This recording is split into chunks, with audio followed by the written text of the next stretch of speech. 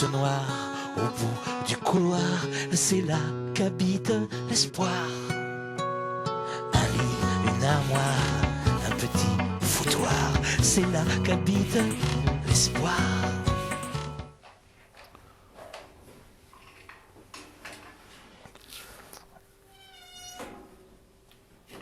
Ah bah vous êtes là. Allons, on peut commencer l'interview là parce que c'était mal barré là. Ah. Allez, on y va.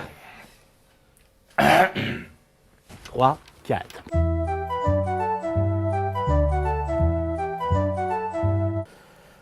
Je suis un enfant du 14e arrondissement c'est là qu'était ma famille, enfin mon père grec musulman et ma maman, où j'ai vécu avec mes grands frères et grandes sœurs en tant que petit dernier.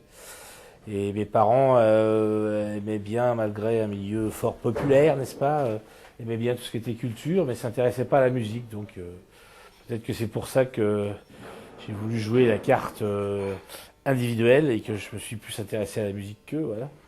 J'ai commencé à écouter quelqu'un qui m'a hyper impressionné, qui s'appelait Monsieur Bob Dylan. Et cette découverte, ça m'a fait revenir à la guitare acoustique et aussi à m'intéresser pourquoi il faisait ça, Monsieur Bob Dylan. Et du coup, j'ai écouté tout ce qui était folk américain, Woody Guthrie, toute la tradition de ces chansons américaines et tous les mélanges du blues, du folk, du country, etc. Et c'est ça qui m'a fait brusquement partir sur une nouvelle direction et apprendre. À l'époque, personne ne jouait encore ça. Marcel Dadi n'était pas encore connu. J'ai appris ce qu'on appelait la guitare picking à ce moment-là et à m'intéresser vraiment à fond à tout ce qui était musique américaine et musique folk et à folk song, qu'on appelait folk song à l'époque.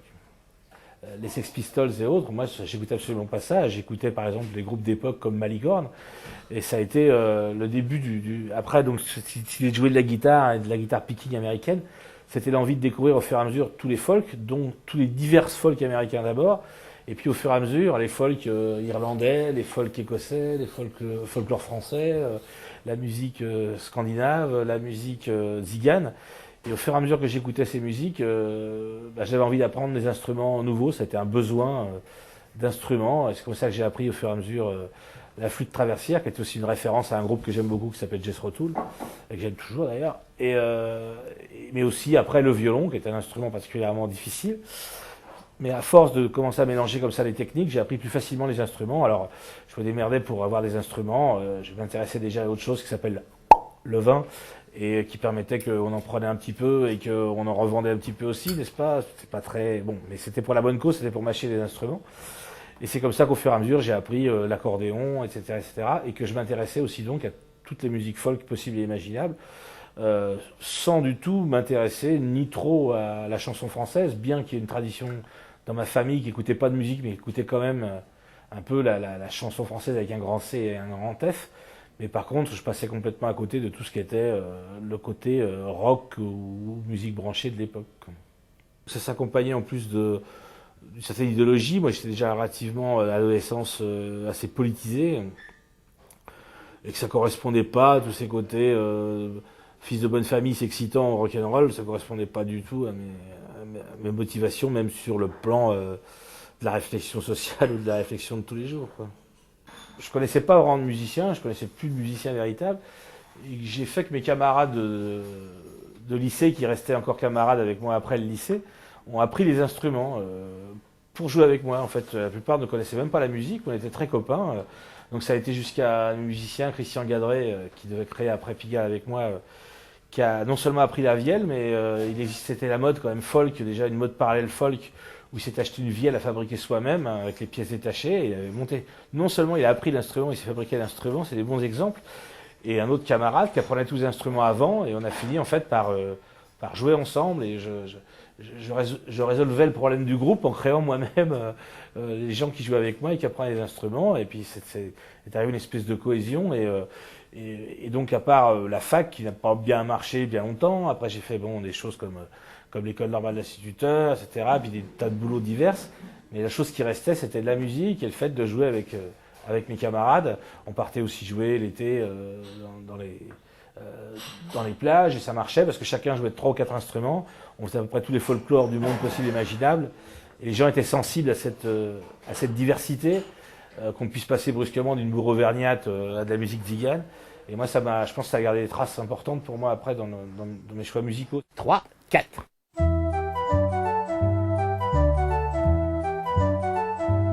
On jouait de plus en plus, et puis on a commencé à se dire qu'il fallait quand même qu'on crée une identité, mais c'était pas clair. Moi, à l'époque, je savais pas encore, je savais pas trop ce que je faisais, puis quasiment du jour au lendemain, un jour, j'ai dit, bon, bah voilà, moi, je suis sûr maintenant, j'avais eu plein d'envies, j'avais des envies diverses, mais je me suis dit, c'est quand même la musique qui compte le plus. J'avais commencé à vraiment à chanter aussi pour moi, etc., etc. Et du jour au lendemain, j'ai préparé des bandes. C'était l'époque où il y avait les premiers trucs qu'on trimballait, les premières machines à cassette qu'on pouvait trimballer. C'était le début de ces appareils barbares. Et donc, je m'étais fait des bandes, moi, sur le tout petit magnéto qu'on m'avait prêté. Je m'étais fait des bandes d'accompagnement. Je faisais tout l'accompagnement moi-même. Et puis, j'allais jouer dans le métro, pas dans les rames parce que je trouve ça dégueulasse d'imposer la musique, mais dans les couloirs du métro. Je m'installais avec le matos et puis j'avais 4 ou 5 instruments. Et puis, j'avais ma bande que j'avais faite moi-même qui m'accompagnait et je jouais. Et ça a été une période hyper importante parce que je savais très bien que ça pouvait tourner brusquement à la catastrophe et au fait de me retrouver, je gagnais de moins en moins d'argent évidemment, c'était la limite en plus une bonne partie de ce qui tombait en argent ressortait immédiatement de façon liquide dans la bouche, donc c'était assez délicat et j'étais de plus en plus de précarité.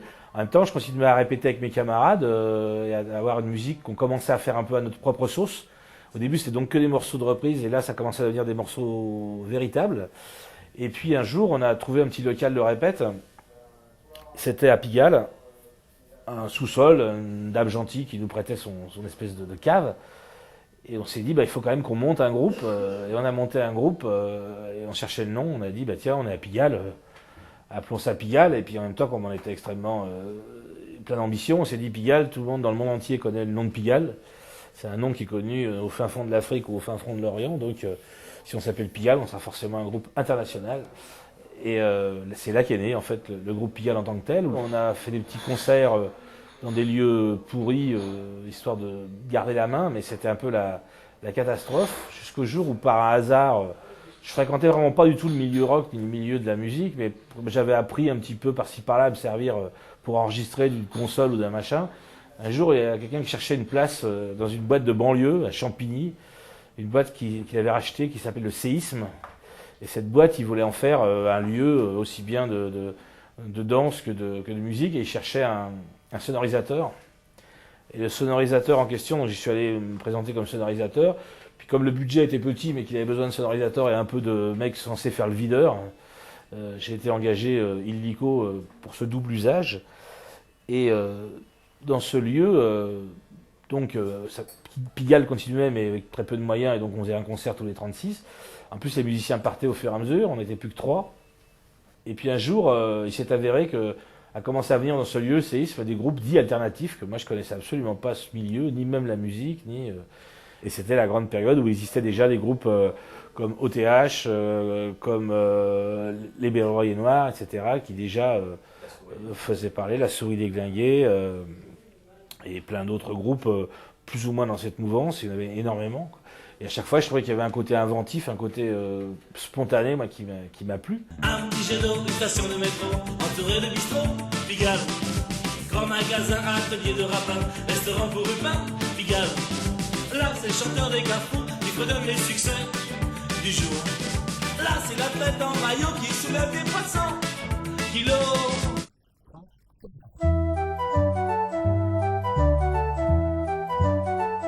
À l'époque, j'habitais à Chinatown, dans le 13e arrondissement, le quartier chinois, et il y avait un mec en face, assez bourru, qui me disait être chanteur de rock. Moi, j'avais jamais entendu, mais on était devenus copains, et puis je me suis posé des questions. Je trouvais que les groupes c'était bien, mais qu'il fallait peut-être faire quelque chose, et c'était se dire à la fois faire quelque chose de plus virulent. Je trouvais que souvent c'était un peu, malgré, c'était pas, je trouvais ça mou, alors que tout le monde trouvait ça presque trop dur. Moi, je trouvais ça un peu trop mou.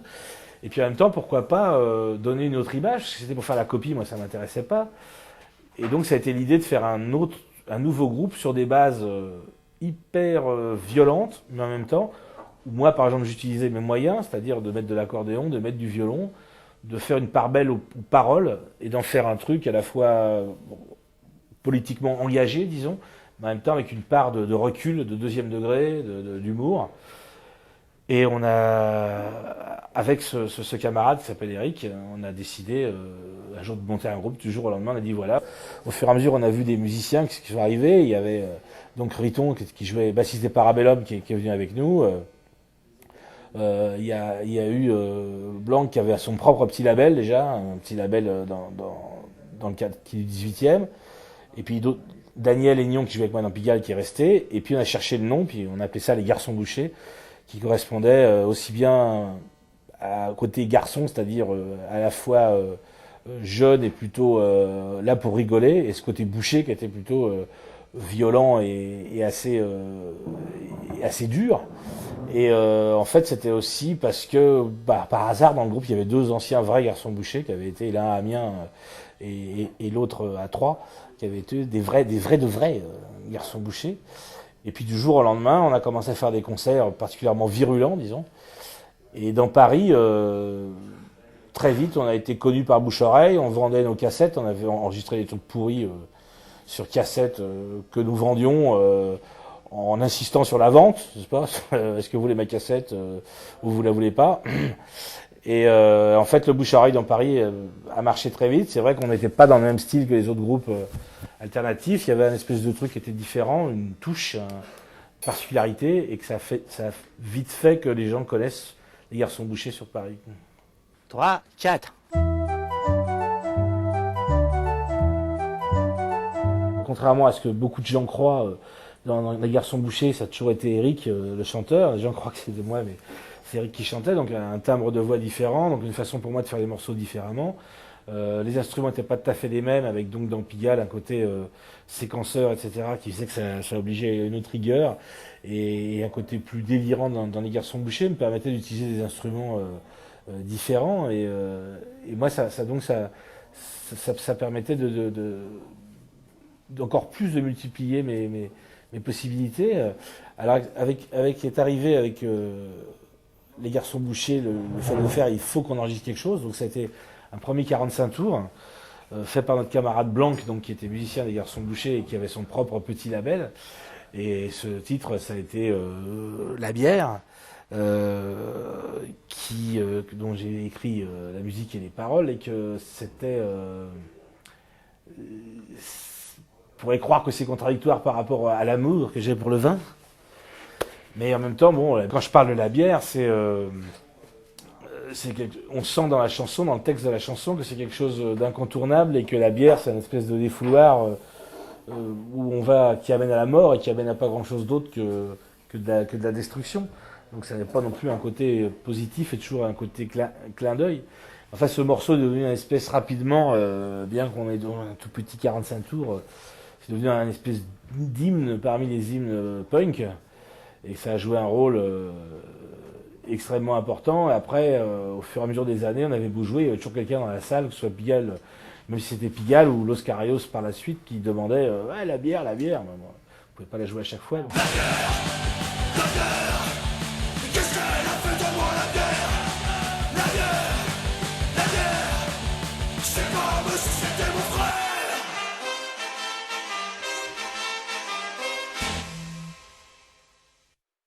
Trois, 4. On s'est posé plein de questions. Où faire un disque, ça commençait à être connu, on n'était pas assez connu pour aller dans une grande boîte. Il y avait tout le circuit alternatif qui existait déjà, des labels comme Bondage, etc. Mais moi, ça me branchait pas trop parce que je trouvais que les Garçons Bouchers, c'était pas pour un public bien précis. Il n'y avait pas ce côté. Le terme alternatif déjà est extrêmement ambigu. C'était tous ces labels de disques comme Bondage ciblaient un public bien précis, alors que nous, c'est une espèce de mélange avec accordéon, reprise, de vieux morceaux, comme le morceau, par exemple, Viens voir les musiciens, les copains de la chanson, etc., qu'on massacrait tout en les aimant bien, ces morceaux, quoi. Après donc analyse, montons notre propre label, donc on s'est mis tous ensemble et on a créé un label, sauf que moi je me suis dit mais pourquoi faire comme toujours les labels associatifs, etc., qui veulent pas fonctionner par rapport au système normal du disque. Pourquoi faire ça si on veut vraiment se battre dans le marché du disque et toucher un public plus large et toucher des gens qui sont pas forcément concernés par la démarche punk, etc. Donc la réflexion après, et moult discussions, ont fait qu'on a décidé de monter une société, et non pas une association pour faire le label. Alors on s'est renseigné, parce qu'on n'avait pas monté une SARL vu qu'on avait 0 centime, mais on a monté ce qu'on appelle une société civile, donc c'était tout simple, ça permettait d'avoir très peu d'investissement au départ. On a déposé la société, il s'est avéré que comme les Garçons Bouchers, le nom était déjà fort connu, on n'a eu aucun mal à trouver un studio qui nous avance les séances de studio, et un distributeur d'époque qui s'appelait New Rose, et qui donc distribuait tout le catalogue rock français du moment, y compris les Bévrés Noirs et autres. Et donc on a fait notre petit enregistrement et sorti le disque sous le label Boucherie Productions, dans la continuité du nom Garçon Boucher, et ça a marché immédiatement. Donc le disque de Pigalle est sorti quasiment en même temps que le disque des Garçons Bouchers. Et du coup, plus que jamais, le nom, aussi bien de Pigalle et surtout des Garçons Bouchers, était connu en France, quoi. Alors bon, l'intérêt aussi, les Garçons Bouchers avaient un côté aussi scénique, festif, etc. Et moi, j'avais pas envie de rester non plus bloqué que sur la musique destroy au sens grandet du terme. Et il y avait plein de références que j'aimais bien, comme des groupes comme Madness, etc. Donc nous, on a eu envie de refaire du ska, entre autres le ska des Garçons Bouchers, qui était, ou des influences aussi reggae, avec un morceau qui s'appelle Noir et Blanc sur le racisme et l'apartheid dans différents pays. Et donc il y avait cette importance du ska qui après a été dans les années qui ont suivi une grande mode, un grand retour de la mode du ska. Mais moi j'ai toujours, surtout ce côté contretemps, il y a toujours eu des petites pointes aussi qu'on a mis dans Pigalle. Mais les Garçons Bouchers étaient un groupe sur scène aussi bien de ska que de punk. Et c'est ça qui a amené aussi un côté plus festif au concert et moins dur. 3, 4.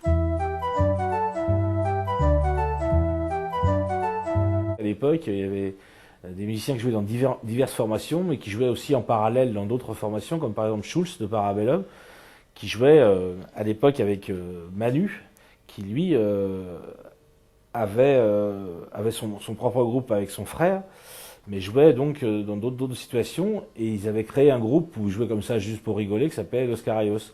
Et puis ils avaient envie que ce groupe Los Carayos, qui faisait aussi bien des reprises de Chuck Berry que de la musique latino-américaine ou de la musique mexicaine, ils avaient envie que ça fasse d'autres choses. Donc moi, comme ils avaient vu que je jouais différents trucs, et qu'en plus je m'étais intéressé longtemps à la musique cajun et des choses comme ça, ils m'ont demandé de jouer avec eux, et ils ont demandé aussi au contrebassiste des Vampas de venir jouer aussi. Et donc c'est là que est né le groupe, véritablement le groupe Los Carayos, et que ça a marché pareil.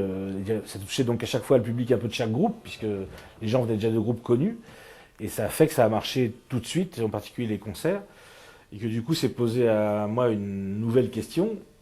Ce fameux label qu'on avait fait juste pour faire le disque des Garçons Bouchers, est-ce que ça allait pas servir à autre chose?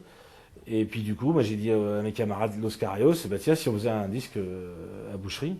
Et donc l'arrivée aussi du disque de Los Carayos a fait que le label en tant que tel devenait donc un label avec 2 disques, et poser la question, est-ce qu'en fait ça allait pas être autre chose? Et dans la foulée, moi j'ai eu tout de suite envie, et c'est devenu un label à part entière, puisqu'on a commencé à signer d'autres groupes comme les Craps, qui était un groupe avec une fille contrebassiste de Lyon, et puis les Chihuahuas, qui sont devenus un groupe fort célèbre, qui était déjà bien connu sur scène. Et donc les choses se sont au fur et à mesure entremêlées, avec cette activité intense des concerts et des groupes, et le fait de faire un vrai label, qui était devenu un vrai label, et qui commençait à marcher assez fort, quoi. C'est vrai que rétrospectivement, on se rend compte que des groupes comme ça, tous les groupes de l'époque, ont marché aussi parce que, pour des raisons bien diverses. La raison déjà, c'était qu'au niveau du rock, et du rock français en particulier, bon, il y avait eu Indochine, Téléphone, etc., mais que depuis longtemps, tous les groupes, enfin en grande partie, copiaient la musique américaine ou la musique anglaise, et que du coup, il n'y avait plus de renouveau véritable. Il y avait quelques groupes par-ci par-là, mais il n'y avait plus de vagues différentes qui imposait une nouvelle façon de faire du rock français. Et cette vague, c'était celle-là. Et donc ces gens, en fait, l'attendaient, en fait, cette vague. Donc ça a permis des oreilles prêtes à être ouvertes à ça. Et deuxièmement, il existait en France à cette époque-là un circuit parallèle qui était un circuit de radio libre assez énorme, et qui s'intéressait à tout ce qui était créatif. Un circuit de petits concerts organisés à la va-vite donc souvent sur des bases associatives, et puis tout un circuit de fanzines, de petits journaux, etc., qui soutenaient toute cette musique et toute cette mouvance de groupe. Donc en même temps, c'est aussi ça qui expliquait, ça n'a pas été seulement le travail des labels et des groupes eux-mêmes, hein. Il y avait un besoin, tous les groupes en question, dont ceux auxquels je participais, sont tombés au bon moment, entre guillemets, et que ça a permis une poussée d'autant plus forte et d'autant plus rapide. Salut à toi, petit breur. Salut à toi, la merde au cul. Salut à toi, mort de chien. Salut à toi. 3, 4. La première émission de télé, à l'époque c'était Antenne 2, qui s'appelait Les Enfants du Rock. C'est les premières fois où il y a eu une grosse émission sur le rock alternatif. Donc ça a été vu par des dizaines et des dizaines de gens qui étaient sur le cul, parce que ça restait quand même dans un milieu bien serré. Et le lendemain, je reçois un coup de téléphone. Pourtant, c'était un concert des Garçons Bouchers qui était filmé, un concert particulièrement violent, dirais-je. Et je reçois un coup de fil, et c'était Bertrand Tavernier qui me dit « Ouais, je suis Bertrand Tavernier, metteur en scène. Je vous ai vu à la télé, je voudrais vous donner un rôle. Est-ce que vous pouvez passer me voir demain ou après-demain ?» Je dis « Bah ouais, je dis tiens, du cinéma. » Puis en même temps, je me dis « S'il m'avait à la télé hier, ça va être un rôle hyper violent. » Parce que c'est vrai que ce qu'on voyait à la télé, c'était assez dur. Et puis j'y vais quand même. J'avais peur de tomber sur un stéréotype du gros vilain. Et puis il me dit, bon bah voilà, bonjour, c'est un rôle, ça se passe au XIVe siècle. Déjà j'étais un peu étonné, ça n'a plus grand rapport avec le rock alternatif de maintenant. Et il me dit, vous êtes un moine. J'étais encore plus étonné qu'il me donne un rôle de moine. Et il me dit, voilà, vous allez être le moine au début du film qui s'occupe de l'enfant qui va grandir dans le film et qui sera le héros du film. Et c'est vous qui allez lui apprendre la mort de son père, qui lui apprenait tout et qui amène son père après, qui mène l'enterrement et qui est un moine particulièrement gentil, etc. Et moi, c'était un peu une révélation qu'un metteur en scène, avant des images comme ça aussi crues, transforme mon personnage en autre chose. C'était le type même de ce qu'est un vrai metteur en scène. Et ça en est enchaîné après, grâce à ce rôle et grâce à Tavernier, après une carrière au cinéma qui devait donner une autre facette et qui devait me permettre de quitter ce milieu de la musique et de me sentir encore mieux, puisque j'avais encore une autre identité, un autre travail que celui de musicien ou de producteur. Du coup, j'ai pu croiser des metteurs en scène différents, des acteurs et des actrices différents, et qu'à chaque fois, j'ai eu la chance qu'on me donne des rôles qui n'étaient jamais identiques les uns aux autres. Bon, j'ai eu dans Le Brasier, j'avais le rôle parmi le milieu des mineurs de fond, à l'époque, au début du siècle, j'avais le rôle d'un gentil camarade de mineur de fond qui était joué par Jean-Marc Barr. Dans La Totale, j'avais le rôle du chef des services secrets avec mon beau costard à deux patates, le col. Et à chaque fois, j'avais des choses bien et des rôles vraiment inventifs qui faisaient que moi, ça a pu vraiment me défouler, me faire du bien. Ça me permettait de ne pas être coincé dans ce milieu purement musical, et à chaque fois ça me permettait, en plus, c'est un peu de la lâcheté, mais comme en tant que musicien, j'étais à la fois musicien, producteur, etc., c'était des grosses responsabilités. Quand j'étais acteur, au moins l'avantage, c'est que c'était le metteur en scène qui me portait dans ses petits bras, et que j'étais peinard, je faisais ce qu'on me disait de faire, et que ça me permettait d'avoir un truc à la fois créatif et en même temps de ne pas avoir de responsabilité, ce qui a son côté intéressant parfois, quoi. 3, 4.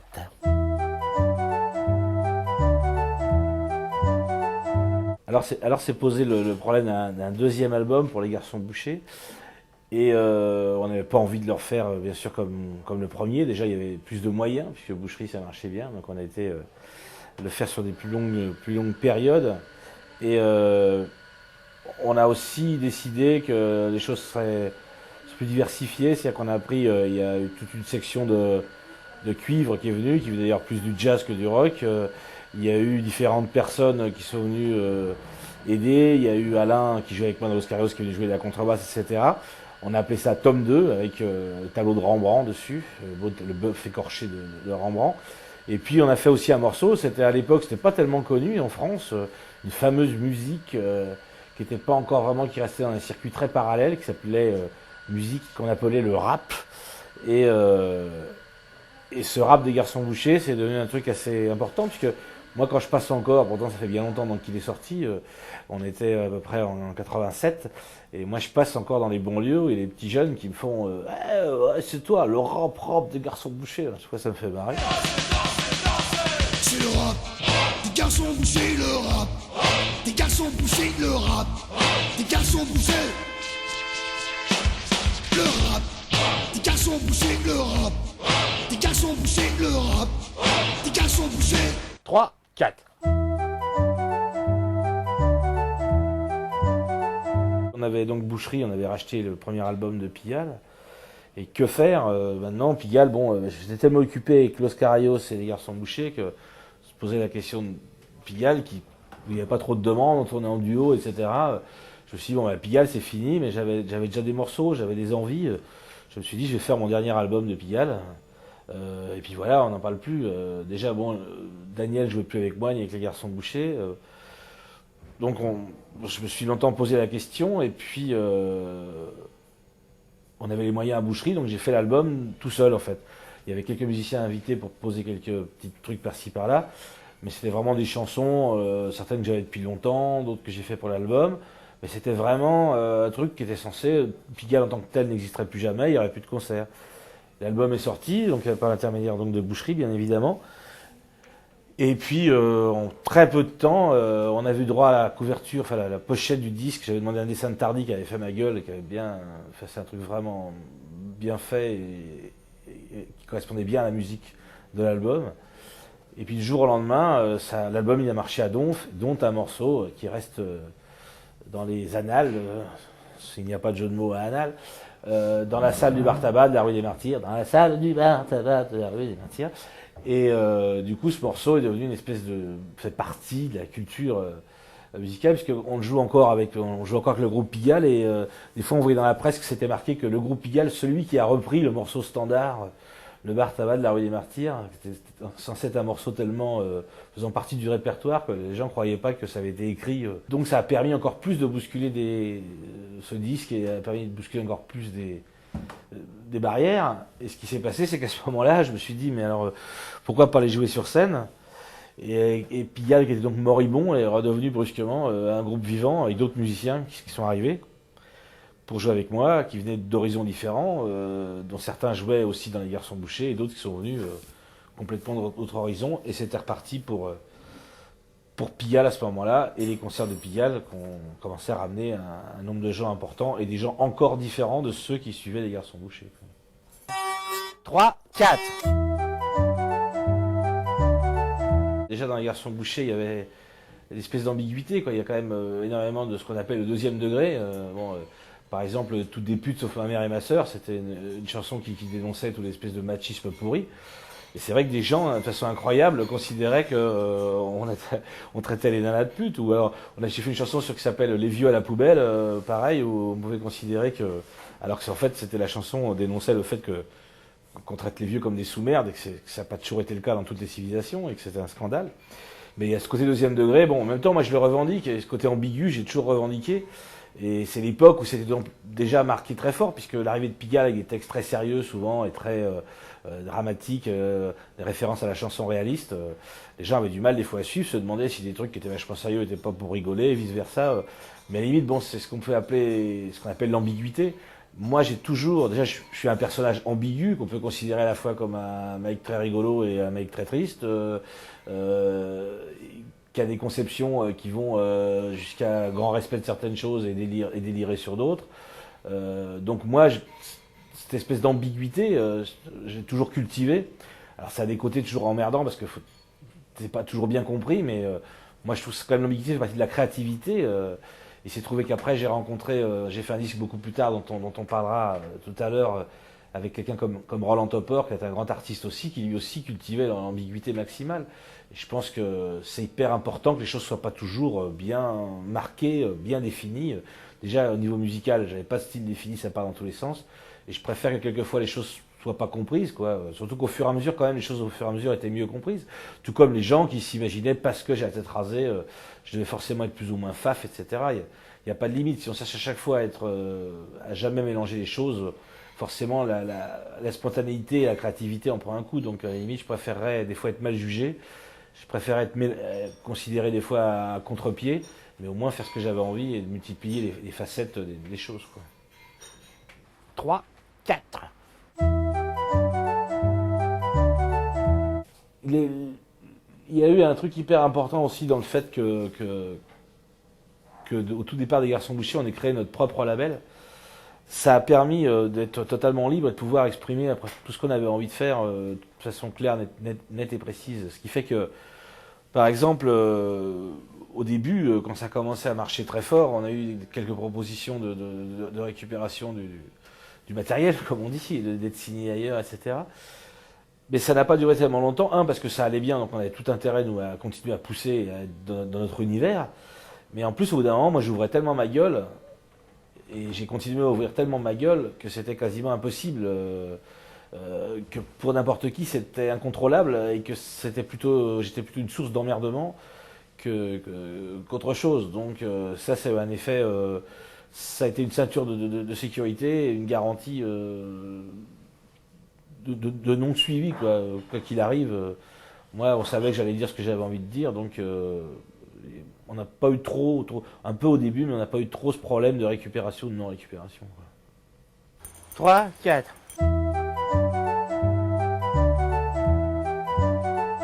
Manu Chao avait commencé à monter son autre groupe, qu'il appelait la Mano Negra, qui a commencé à répéter, etc., etc. Puis il s'est posé au bout d'un moment, il a trouvé la bonne formation, et il a envie de faire un album et un clip. De façon logique, il s'est pointé, puisqu'on était toujours dans Los Carayos, et il s'est pointé à Boucherie, on a fait le disque à Boucherie. À ce moment-là, les choses ont décollé directement, ça a marché à donf, aussi bien au niveau des concerts. Aucun groupe alternatif n'avait décollé aussi vite, quoi. C'était encore beaucoup plus fort que Pigalle. Et s'est posé assez rapidement un truc grave, c'est-à-dire que eux, nous, on a vu qu'on n'avait pas les moyens de vraiment bien faire marcher ce groupe-là. On était dépassés par les événements, on n'avait pas les épaules suffisamment solides. Donc vite, il y a eu des demandes de grosses boîtes de disques, et c'est ce qu'ils ont choisi, ils avaient raison, en accord avec nous. D'ailleurs, c'était un accord pour les trois parties.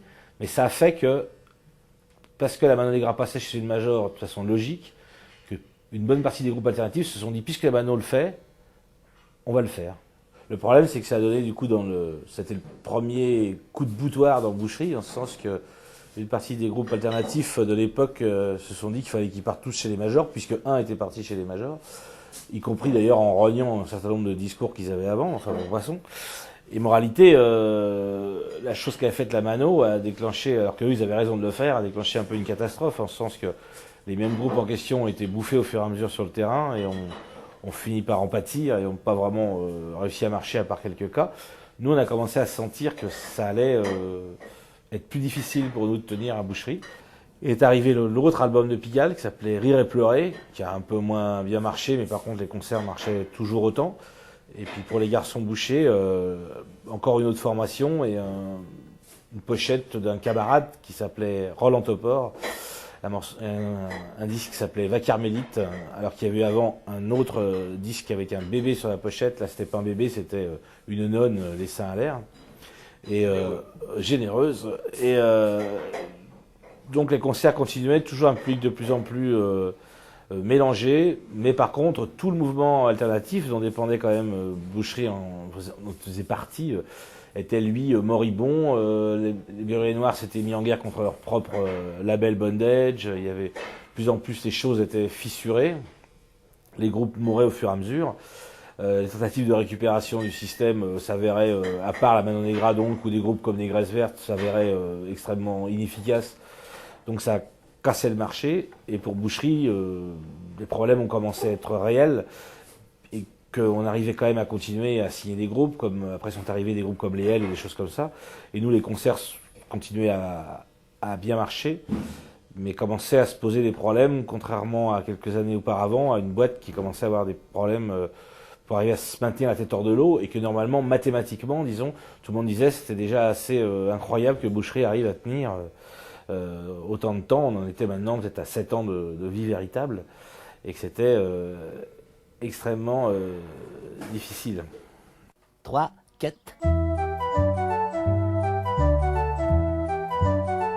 Au fur et à mesure, on est arrivé à ce que les Garçons Bouchers, après l'album Écoute petit frère, qui était le titre portait bien son nom, c'est-à-dire on s'adressait à la jeune génération qui nous suivait, la génération d'après, les petits frères ou les petites sœurs de ceux qui nous suivaient, où on leur expliquait qu'il fallait qu'ils continuent à bouger leur cul, justement. C'était un peu dans les textes, c'était un petit peu, il y avait ce côté genre la société est telle qu'elle est, tant pis, on devient individualiste, on se démerde pour faire notre propre carrière tout seul, poil à la ligne, à tout niveau, et nous, avec les garçons bouchés, ce qu'on voulait un peu dénoncer dans ce disque, en même temps, le titre lui-même, Écoute petit frère, montrait qu'il était temps qu'on s'arrête, en quelque sorte. Donc les Garçons Bouchés se sont arrêtés à ce moment-là. C'était le dernier album des Garçons Bouchés. Pigalle, qui correspondait à un public plus mélangé et à moins besoin de musiciens adolescents, entre guillemets. On ne faisait plus vraiment adolescent, il faut bien le dire. Et donc moi j'ai continué sur Pigalle. J'allais préparer un nouveau disque et puis il se trouvait que je fréquentais un monsieur qui s'appelait Roland Topor. Connu aussi bien comme écrivain, celui qui a écrit Le Locataire, ou comme dessinateur, comme metteur en scène de théâtre, ou écrivain de théâtre, écrivain de poèmes, et grand amateur de vin comme moi. Et c'est des rencontres autour du Pinard qu'on s'est connus et qui m'a donné un jour un recueil de textes à lui. Mais c'était juste, il me donnait juste pour que je les lise, c'est tout. Et moi, c'était un espèce d'effet. Quand j'ai lu les textes, parce que moi, j'avais pas tellement envie de faire des musiques sur d'autres textes que les miens. Je trouvais que ça correspondait bien à ce que je faisais, mes textes, et que il n'y a pas beaucoup de textes qui m'inspiraient dans le répertoire français du moment. Et là, brusquement, j'ai vu un monsieur qui écrivait des histoires qui correspondaient aux miennes, qui étaient un peu les mêmes histoires que les miennes, mais avec un style complètement différent du mien. Donc c'était un peu une révélation. J'ai lu ça dans la nuit. Le lendemain matin, je l'ai appelé, je lui ai dit, est-ce que je pourrais mettre les textes en musique? Et il a dit, ah bah ouais, ok, c'était parti mon kiki. Et donc j'ai fait le disque qui s'appelle François Détexte Topor. François Détexte Topor. Et on était parti sur l'idée qu'après on allait faire l'inverse, que j'allais faire des musiques et que lui allait faire des textes. On a fait un clip et malheureusement, le temps que le disque sorte et que le clip sorte, il est mort en ayant trop picolé. Et malheureusement, donc, il n'y aura jamais d'autre disque avec Roland Topor. Et parallèlement à ça, c'était de plus en plus difficile d'arriver à faire des disques dans le marché du disque français, qui était de plus en plus un marché business commercial. Et on s'interrogeait, moi et mes camarades, dont certains étaient là depuis longtemps, à savoir comment finir. Donc on a fait des calculs dans tous les sens, surtout mon camarade Luc Nathalie qui était responsable de l'aspect financier de la chose. Et au bout d'un moment, on a décidé de s'arrêter. Donc il fallait s'arrêter, c'était obligé. Et moi, j'ai commencé à me poser des questions aussi sur qu'est-ce que j'allais faire, puisque j'avais commencé à enregistrer un nouvel album. Et en plus, j'avais plus la force de remonter une société. C'est encore plus difficile que moi j'avais donné 15 ans de ma vie et d'efforts. J'avais pas envie de recommencer à zéro. Les labels indépendants, les petits labels indépendants qui restent, déjà étaient très spécialisés et puis correspondaient pas vraiment. Moi, j'allais pas repartir à zéro entre guillemets, alors que j'avais quand même fait un gros boulot. Donc on a eu quelques propositions qui sur un plan, moi en plus, donc il y avait les dettes, les énormes dettes de boucherie, moi je suis chargé de famille, etc. Donc les questions se posaient différemment.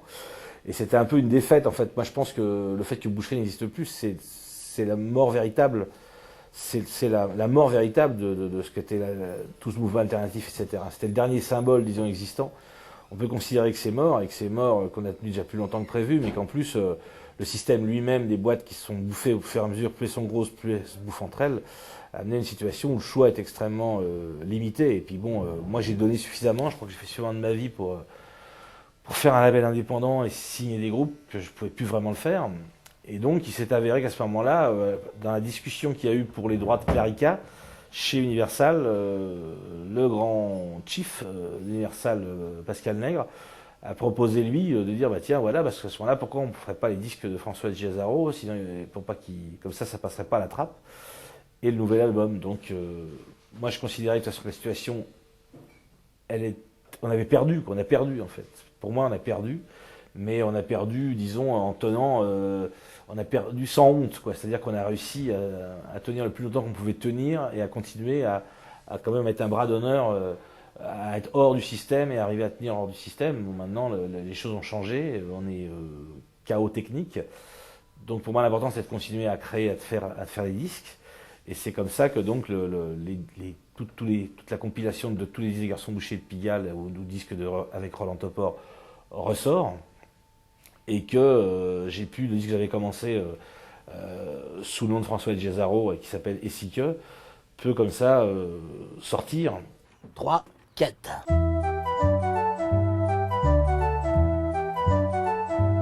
Alors, l'album Essique, donc c'est déjà ça m'a permis aussi en tant que, en le faisant seul entre guillemets, ça a été aussi le fait de pouvoir repartir sur plein d'influences diverses, puisque il y a des côtés qu'on peut rapprocher des Garçons Bouchers ou d'autres de Pigalle ou d'autres des Caraïos, avec des côtés moins tristes que le disque alors qui était le disque précédent, et des côtés plus rigolos, en même temps des côtés plus caustiques.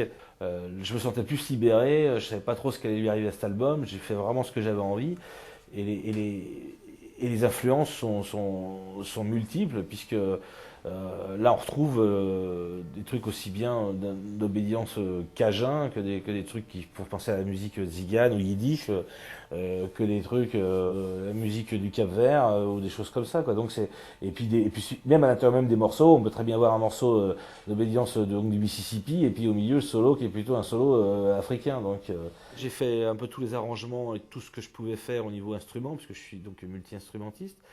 Mais comme j'avais à chaque fois besoin de pointes et que c'est important toujours d'avoir des épices, entre guillemets, là j'ai fait appel à des musiciens, dont la plupart sont des musiciens de Pigalle, qui sont venus faire soit des solos de guitare, soit des vrais passages batterie, il y a une partie de batterie samplée ou de batterie informatisée, et puis une batterie de batterie jouée vraiment. Et puis pareil aussi, j'ai fait appel à des musiciens, comme les musiciens d'Yacoub, qui sont venus jouer de la basse électroacoustique et des choses comme ça, et qui ont amené chacun des notes des notes d'atmosphère et d'épices différentes, quoi. Madame Durand, la machine à remonter le temps. Madame Durand, ne marche qu'un instant. Madame Durand, les souvenirs forment la vieillesse. Madame Durand, profitez-en. Tant qu'il en est encore temps.